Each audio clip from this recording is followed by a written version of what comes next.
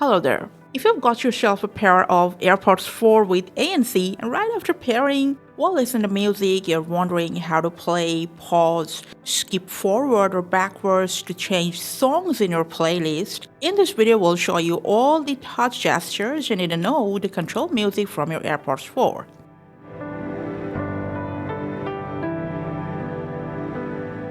The first, go ahead, let's see where you need to pinch for the touch gestures to work. Now you have to pinch or squeeze this stem section where you feel the groove. All the gestures we're going to show you, you can do it either from your left or right earbud.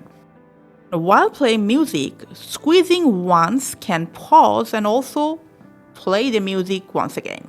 Now I guess more or less we all know about the play and pause gesture. But what if you need to skip to the next track or you want to go backwards? So if you want to skip this song and go to the next track, quick double press or pinch will take you forward to the next song in playlist. And if you want to go backwards while playing a song, I don't know, for more than 5 to 10 seconds, triple press will take you towards the start of the song. But don't worry, immediately another triple tap will take you towards backward to the previous song. And these are pretty much the touch gestures you need to know to control music from your AirPods 4 ANC. Thanks for watching.